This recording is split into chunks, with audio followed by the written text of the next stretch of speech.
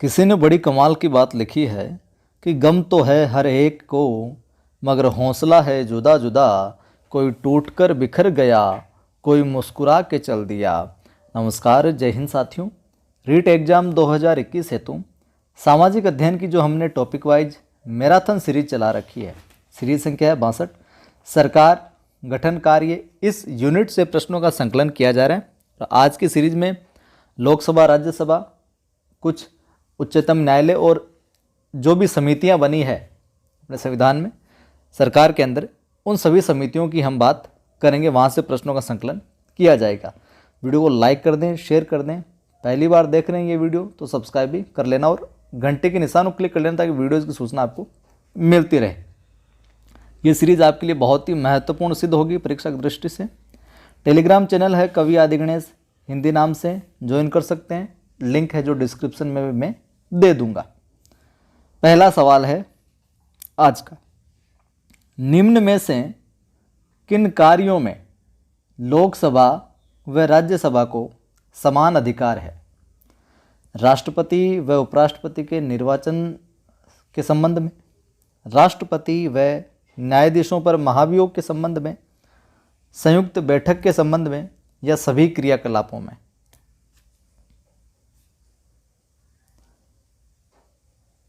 तो बताइए क्या उत्तर होगा कि किन किन कार्यों में लोकसभा और राज्यसभा का समान अधिकार है। उत्तर हो जाएगा द, इन सभी कामों के अंदर। संयुक्त बैठक के संबंध में भी, राष्ट्रपति और न्यायाधीशों पर महाभियोग के संबंध में भी, और राष्ट्रपति और उपराष्ट्रपति निर्वाचन के संबंध में भी, इन सभी में लोकसभा और राज्यसभा को क्या है, समान अधिकार प्राप्त है। दूसरा सवाल देखिए, राष्ट्रपति की ओर से सदन के अधिवेशन में उपस्थित होने के लिए सदस्यों को आमंत्रित करता है लोकसभा अध्यक्ष, प्रधानमंत्री, लोकसभा महासचिव, या फिर उपराष्ट्रपति?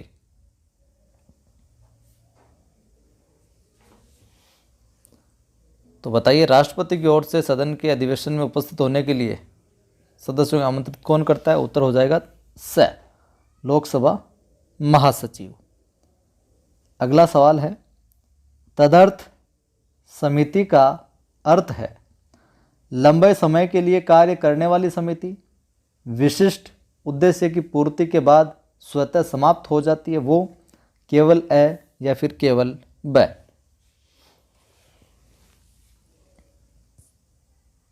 क्या उत्तर होगा?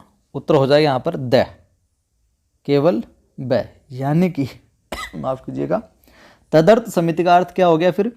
विशिष्ट उद्देश्यों की पूर्ति के बाद स्वतः समाप्त हो जाती है। स्वतः समाप्त हो जाने वाली जो समिति होती है वो क्या है? तदर्थ समिति। व्याख्या देखिए, सांसदों के वेतन व भत्ते से संबंधी समितियों को छोड़कर शेष सभी समितियों का गठन लोकसभा का अध्यक्ष जो करता है। अगला देखिए, लोक लेखा समिति में कितने सदस्य होते हैं? 20, 21, 22 या फिर 23?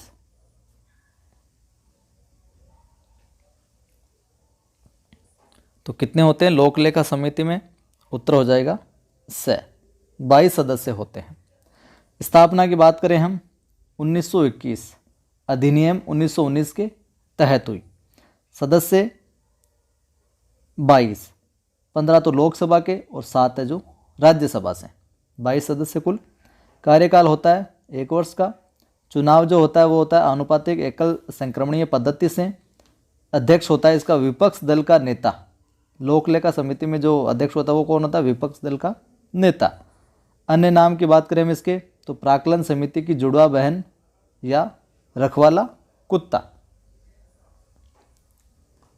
अगला देखिए, लोक लेखा समिति के प्रमुख कार्य हैं धन के व्यय का निरीक्षण या सरकारी खर्चे की जांच, वित्तीय लेन देन खातों की जांच, सीएजी के प्रतिवेदन को जांच का आधार बनाती है। सभी कार्य। तो उत्तर हो जाएगा यहाँ पर द, ये लोक लेखा समिति के सारे हैं जो काम है। अगला सवाल है, संसद की सबसे बड़ी स्थायी समिति है सबसे बड़ी स्थायी समिति संसद की? प्राक्कलन समिति, लोक लेखा समिति, कार्य मंत्रणा समिति, नियम समिति। क्या उत्तर होगा? ए, प्राक्कलन समिति, ये सबसे बड़ी है। व्याख्या देख लीजिए। इसमें सदस्यों की बात आए तो 30 केवल लोकसभा से, ध्यान में रखिएगा। अध्यक्ष, लोकसभा का जो उपाध्यक्ष होता है वो इसका अध्यक्ष होता है। यदि यह उपाध्यक्ष इस समिति का सदस्य हो तो ही, अन्यथा लोकसभा अध्यक्ष द्वारा मनोनीत व्यक्ति अध्यक्ष होगा। सिफारिश, वित्त मंत्री जॉन मथाई की सिफारिश से इसकी जो स्थापना है वो हुई थी। चुनाव होता है जो इसका आनुपातिक एकल संक्रमणीय पद्धति से। कार्यकाल की बात करें तो 1 वर्ष हो जाएगा। और अन्य नाम इसके मिलते हैं स्थायी मितव्ययता अनुमान समिति।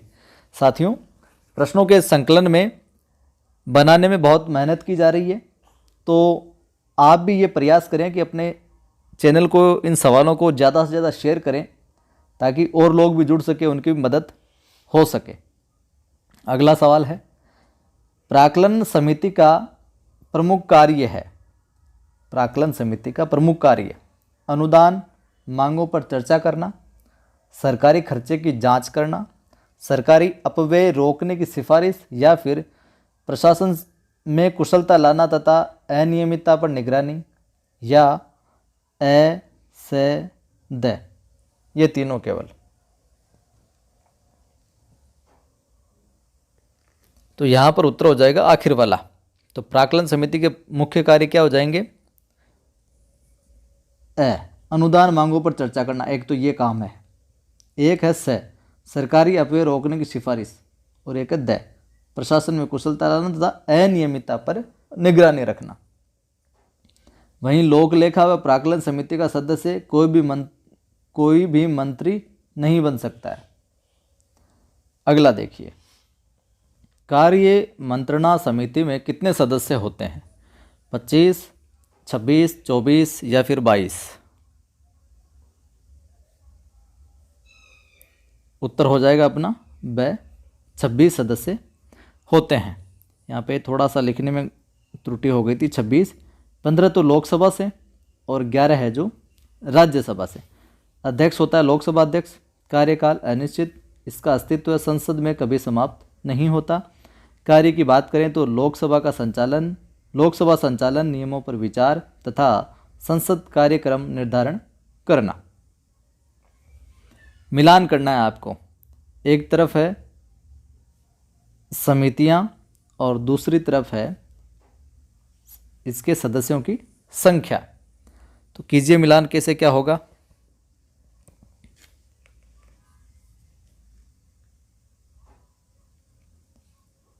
तो उत्तर हो जाएगा अपना, सारे के सारे यहाँ पर सही हैं, मिलाए हुए हैं।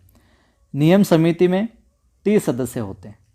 विशेषाधिकार समिति में 25, गैर सदस्य विधेयक समिति में 15, सहकारी उपक्रम समिति में 22 और विभागीय स्थायी समिति में 24। ये समितियां इस तरफ और इस तरफ सदस्यों की संख्या ध्यान में रखिएगा। लाइक शेयर नहीं किया तो कर दीजिए। अगला सवाल है, वह कौन सी समिति है जिसमें प्रधानमंत्री व विधि मंत्री दोनों शामिल होते हैं? प्रधानमंत्री और विधि मंत्री। नियम समिति, विभागीय समिति, विशेषाधिकार समिति या फिर प्रवर समिति? उत्तर हो जाएगा विशेषाधिकार समिति। काम क्या है? सदस्यों के विशेषाधिकारों के हुए अतिक्रमण की जांच करना।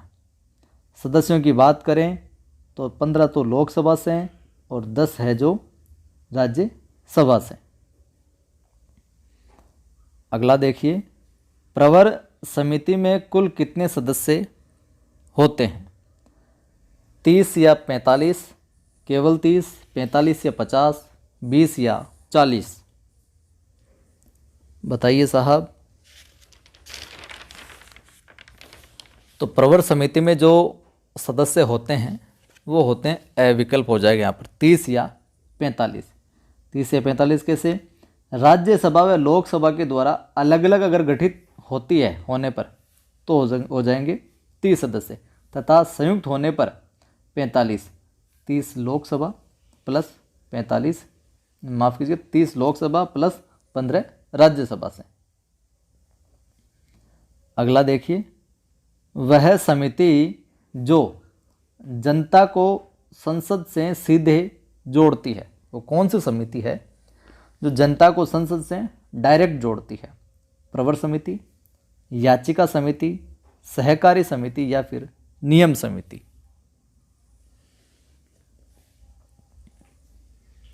तो कौन सी समिति है? उत्तर हो जाएगा ब, याचिका समिति। इसे जनता की माफ़ कीजिएगा न्यायिक समिति भी कहा जाता है। याचिका समिति को क्या कहा जाता है? जनता की न्यायिक समिति भी। अगला सवाल है, वह समिति जिसकी सिफारिश पर नवरत्न व महारत्न सार्वजनिक उपक्रमों जैसे कि SAIL, NTPC, CIL, BHEL इनकी संकल्पनाएं सामने आई? सहकारी उपक्रम समिति, याचिका समिति, कार्य मंत्रणा समिति या फिर प्रवर समिति? किसकी सिफारिश पर? उत्तर हो जाएगा ए, सहकारी उपक्रम समिति। व्याख्या देख लीजिए इसकी। यह समिति 1964 में कृष्ण मेनन समिति के सुझाव पर बनाई गई थी और यह समिति CAG नियंत्रण व महालेखा परीक्षक की जांच करती है। संचित निधि अनुच्छेद 266 के तहत। अगला सवाल है, व्यवस्थापिका द्वारा बनाए गए कानूनों की न्यायिक रक्षा एवं व्याख्या करने का कार्य करती है? न्यायपालिका, कार्यपालिका, राष्ट्रपति या फिर पदाधिकारी? तो ये काम कौन करती है? उत्तर हो जाएगा ए, न्यायपालिका। और न्यायपालिका स्वतंत्र व निष्पक्ष कार्य करती है। अगला सवाल है, सर्वोच्च न्यायालय का उल्लेख किस अनुच्छेद में है? सर्वोच्च न्यायालय का जो उल्लेख है वो किस अनुच्छेद में है? अनुच्छेद 120 से 50, अनुच्छेद 124 से 147, अनुच्छेद 124 से 145 या फिर अनुच्छेद 124 से 146? क्या उत्तर होगा? सर्वोच्च न्यायालय का उल्लेख किस अनुच्छेद में है? उत्तर हो जाएगा ब, 124 से 147। व्याख्या देखिए, यह संविधान के भाग 5 के अध्याय 4 में है। ठीक है। और भारत में सबसे पहले सर्वोच्च न्यायालय एपेक्स कोर्ट की स्थापना 1773 ईस्वी में कलकत्ता में की गई थी। प्रश्नों के साथ साथ में व्याख्या भी आपको बताई जाती है ताकि अगर उनसे संबंधित सवाल आए तो वो भी आपके गलत नहीं हो। और 1935 में इसका नाम बदलकर संघीय न्यायालय कर दिया गया, फेडरल कोर्ट, तथा मुख्य न्यायाधीश सर मॉरिस वॉयर को बनाया गया। ठीक है। और भारत में सर्वोच्च न्यायालय का जो प्रावधान है वो अमेरिका से लिया गया है। कहाँ से लिया गया है? अमेरिका से लिया गया है। साथ ही साथ भारत में जो न्यायालय यानी कि सुप्रीम कोर्ट का गठन 28 जनवरी 1950 को किया। अगला सवाल देखिए, अनुच्छेद 124 के तहत उच्चतम न्यायालय में न्यायाधीशों की संख्या का निर्धारण करता है? राष्ट्रपति, प्रधानमंत्री, लोकसभा या फिर संसद? कौन करता है? आर्टिकल 124 के तहत। उत्तर हो जाएगा द, संसद ये निर्धारण करती है कि कितना क्या संख्या रहेगी उनकी। और वर्तमान में सर्वोच्च न्यायालय में न्यायाधीशों की संख्या है 34। अगला सवाल देखिए, अनुच्छेद 124 के तहत मुख्य न्यायालय के न्यायाधीशों की नियुक्ति राष्ट्रपति वरिष्ठता के आधार पर करता है। ठीक है। अब तक कितनी बार इस वरिष्ठता के क्रम का जो है न्यायाधीश की नियुक्ति में उल्लंघन हुआ है? 1, 2, 3 या 4? नीचे व्याख्या देख के आपको अंदाज हो गया होगा। अब तक 2 बार हुआ है। वह विकल्प सही होगा। और कब कब? 1973 में और 1977 में। अगला देखिए, सर्वोच्च न्यायालय के न्यायाधीशों की योग्यताओं का वर्णन किस अनुच्छेद में है? 124(3), 124(6), 124(4 या फिर 124 ओनली?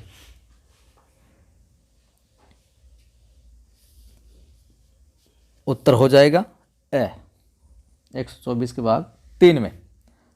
अब देखिए बाकी में क्या है, 124(6) के आर्टिकल के अंदर क्या है, न्यायाधीश का शपथ राष्ट्रपति द्वारा, न्यायाधीश की शपथ राष्ट्रपति के द्वारा, ये मिलेगा आपको 124(6) में।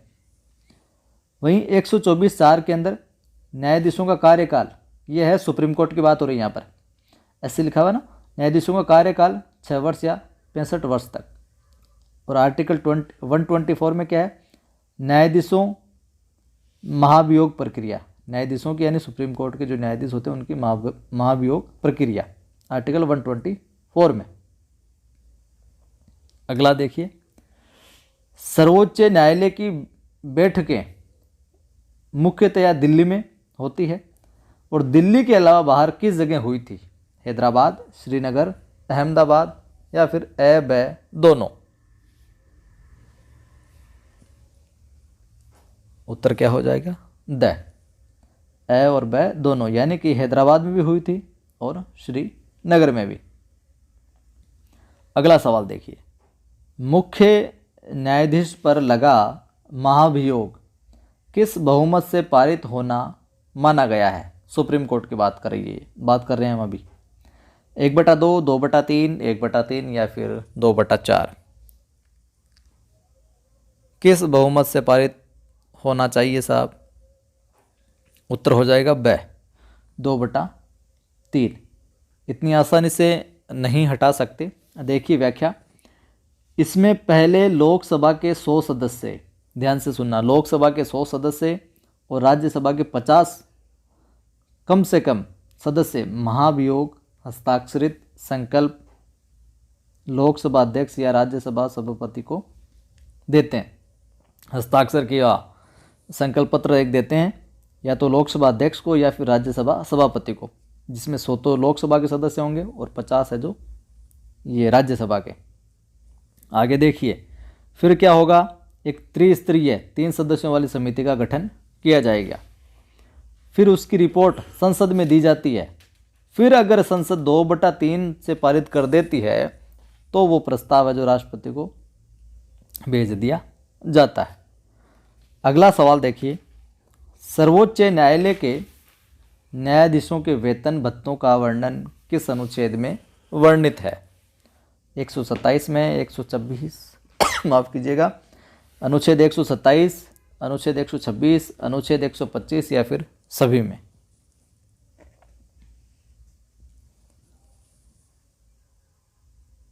क्या उत्तर हो जाएगा? स, आर्टिकल 125 में। अब देखिए, इन वेतन भत्तों की बात करते हैं तो हम लेटेस्ट जो वेतन जो मिल रहा है वो देख लीजिए आप। पहले हम बात कर लेते हैं सुप्रीम कोर्ट की।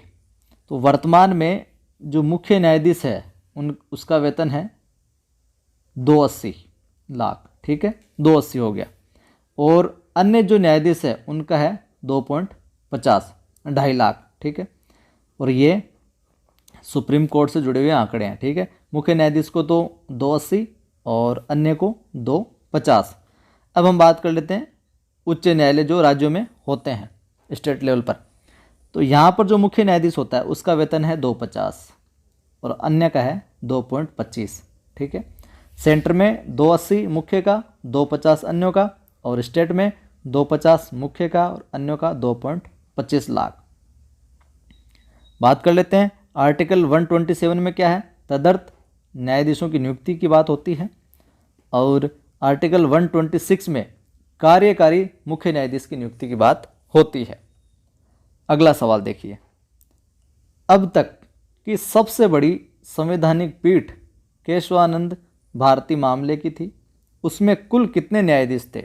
12, 10, 13 या फिर 15? क्या उत्तर हो जाएगा? 13 न्यायाधीश थे। अगला सवाल देखिए, भारत में सुप्रीम कोर्ट के प्रथम न्यायाधीश थे हीरालाल जे कानिया, के.जी. बालकृष्णन, फातिमा बीबी, वाई.वी. चंद्रचूड़। कौन थे वो आप कमेंट करके बताना, ढूंढ कर बताना कि सुप्रीम कोर्ट के प्रथम न्यायाधीश कौन थे। व्याख्या बता देता हूँ आपको मैं। प्रथम दलित न्यायाधीश थे के.जी. बालकृष्णन, और वाई.वी. चंद्रचूड़ साहब जो हैं वो लंबे समय तक यानी कि 7 वर्ष तक रहने वाले न्यायाधीश थे। और सुप्रीम कोर्ट के प्रथम न्यायाधीश कौन थे अंदाज लग गया होगा, आप कमेंट करके बताना। वीडियो को लाइक नहीं किया तो कर दें, आप शेयर भी कर दें सभी ग्रुप में, फेसबुक व्हाट्सअप स्टेटस भी लगा सकते हैं। पहली बार देख रहे हैं तो सब्सक्राइब करके बेल आइकन को क्लिक कर लेना ताकि आने वाले वीडियोज़ की सूचना आपको मिलती रहे। जल्द ही मनोविज्ञान की जो एक विशेष सीरीज चलेगी जिसमें 5-7 वीडियो होंगे, कंप्लीट मनोविज्ञान के प्रश्नों का संकलन किया जाएगा। और वैसे मनोविज्ञान की टेस्ट सीरीज डाली हुई है, 80 से ज़्यादा वीडियो हैं। इंग्लिश का कंप्लीट कोर्स है, 6 घंटे का एक ग्रामर का वीडियो है कंप्लीट, और साथ ही साथ टीचिंग मेथड करवाए हुए हैं। हिंदी की शिक्षण विधियाँ डाली हुई है, और बहुत कुछ मैटर मिल जाएगा आपको। रीड से जुड़ा हुआ प्लेलिस्ट में जाकर देख सकते हैं। धन्यवाद।